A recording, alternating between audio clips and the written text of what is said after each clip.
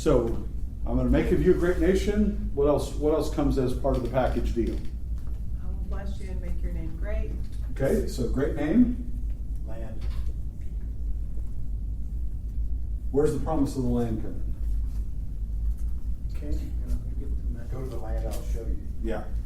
So you got the land, and that land gets a little bit more specificity when you get to chapter 15 and then into chapter 17. What else?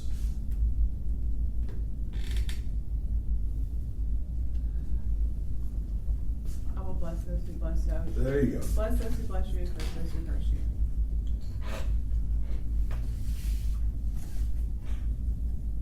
So you got this blessed curse language.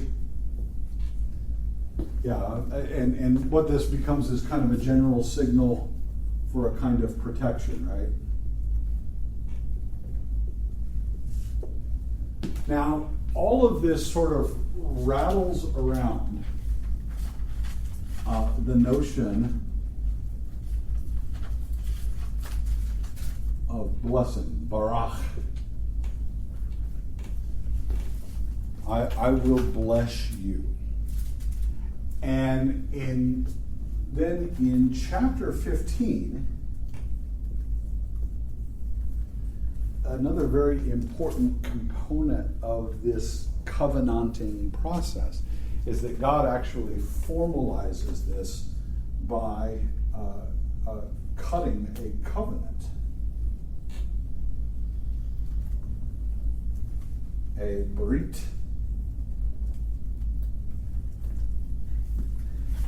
And so it ends up being ratified. So we know that these promises are safeguarded by God in what would have been instantly recognizable to any ancient Near Eastern person that was reading this stuff. We know an awful lot about covenants in the ancient Near East because we've got a number of actual covenants drafted and crafted between nations and tribes that survive.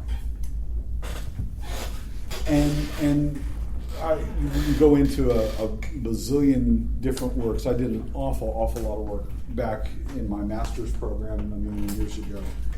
But whatever else you want to say about the nature of the covenant, you want to very, very carefully distinguish covenanting in an ancient Near Eastern sense from a contract in our normal way of thinking about things.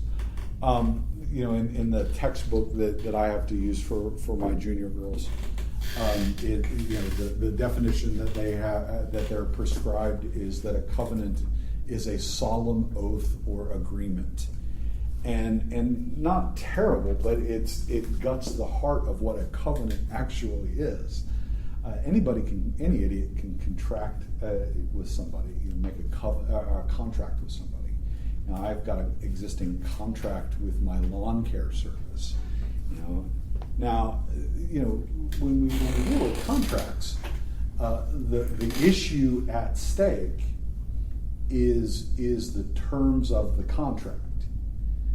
If my landscaper or my lawn company doesn't come and spray my lawn at these intervals throughout the summer to keep crabgrass and everything else from growing in my yard, I don't pay him. And if I don't pay him, he's going to stop spraying stuff on my lawn. But I have no other relationship with my lawn keeper. He's not coming over. I'm not gonna, let him take my daughters out on a date. He's not gonna eat my food. This is not how this thing works. The terms of the contract are the only thing that matters. But in the ancient Near East, covenants created what we call fictive kinship bonds.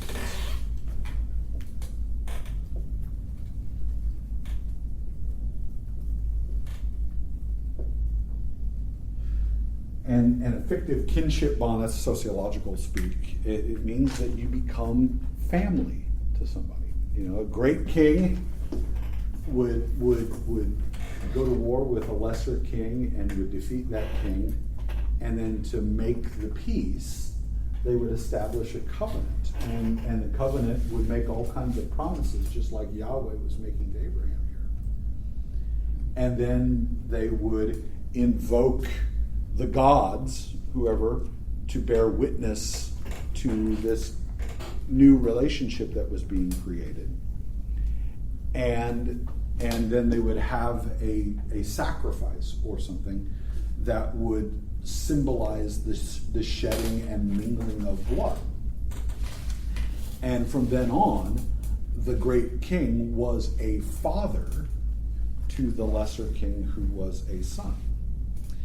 And so the issue at stake in a covenant is not the terms, the goodies that are promised back and forth. It's the relationship that, and it's why a little later on in Abraham, or in the story in chapter 17, Yahweh comes to Abraham and says, I am your exceedingly great reward.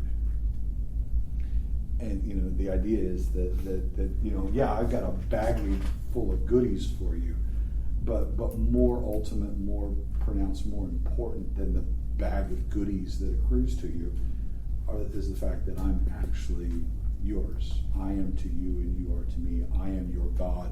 You are my people. This is ancient covenant language that gets activated in the book of Exodus. Well, so what's the point of all of this? Well, Abraham becomes this new Adam. And this new Adam is given all of this status and all this big garage sale full of blessings. But what this new Adam is actually most importantly given is the status that Adam himself enjoyed in Eden. When Adam was created, he was distinct. Chapter 1 tells us that he's made in the image and likeness of God, Eve along with him, bearing the image and likeness of God. But you get down into Genesis 2, and Adam is doing all the stuff that Yahweh did, or Elohim actually did in the first chapter. God is naming everything. God is making all the distinctions. God is cultivating and making the garden to flourish. But you get over into chapter 2, now Adam's naming the animals.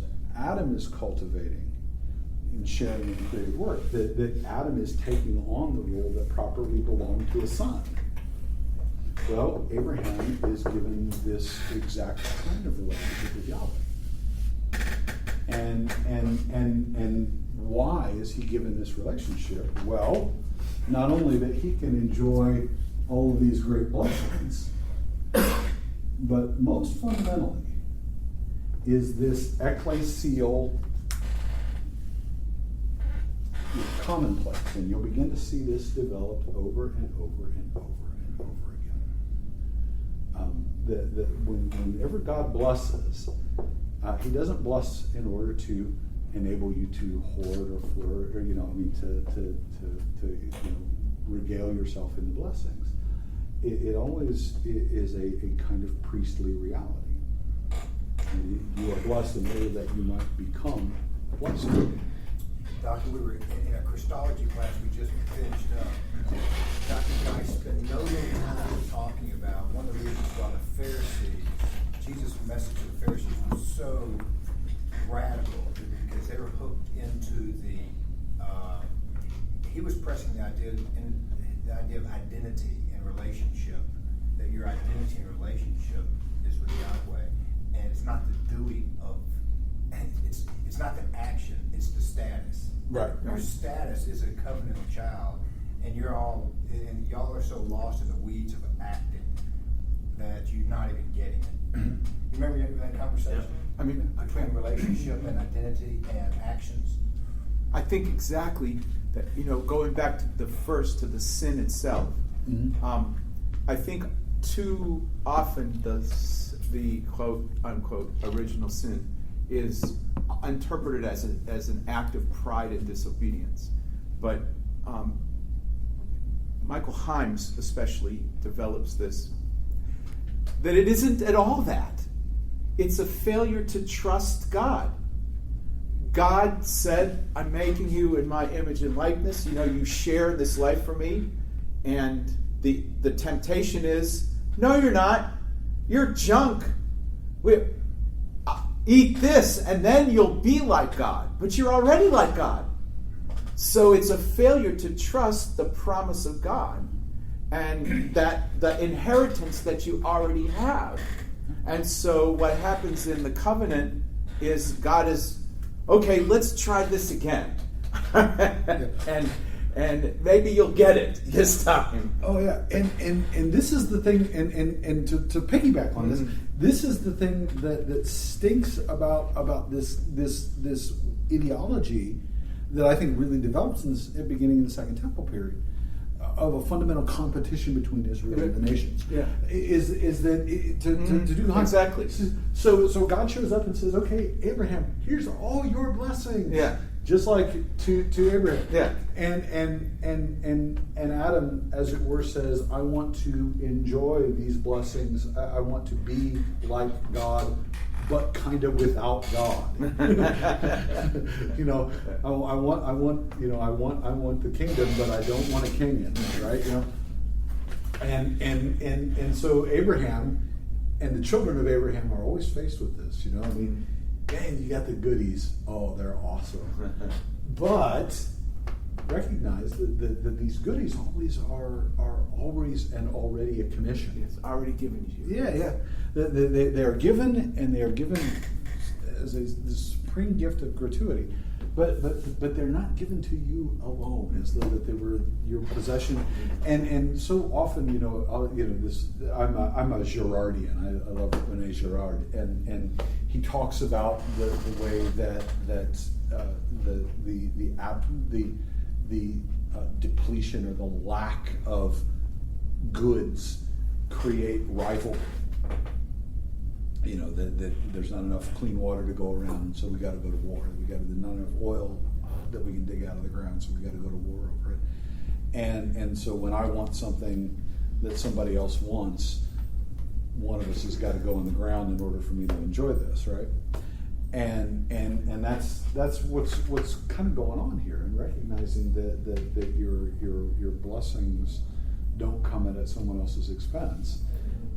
And you don't give at your own expense to someone else. The way that this works is that the world is not a closed system. It is continually being saturated with new gifts, and therefore reflecting the divine image means to give as you have been given. Right? At the core of the covenant is Abraham's identity in Yahweh. Yes. It's an issue of identity. Yes. Now, shifting gears a little bit, this whole idea of the covenant being bound in blood, what's going on with that? And I'm not jumping to the cross. That's not where I'm going with this. I'm talking about in its day. I think I know what that meant. I think That's what you did. Because blood was the life itself. So it's being bound in the very essence of that being, because their sense, remember, was that the essence, the soul of a life was present in the blood. So you are the covenant is in the very heart, the life of God. So they cut their hands and fingers and they shed their blood, and so the blood intermixed. And until recently in the Middle East, they're still doing that. Not only that, then they advanced into marrying into the each other. Yeah, no, we do this in our own culture, man. Becoming blood brothers with somebody. We did that. Yeah. is huge, man. That means we're the best of friends. We don't just share popsicles anymore. The hacking of the animals with the smoking pot going between this bloody parts.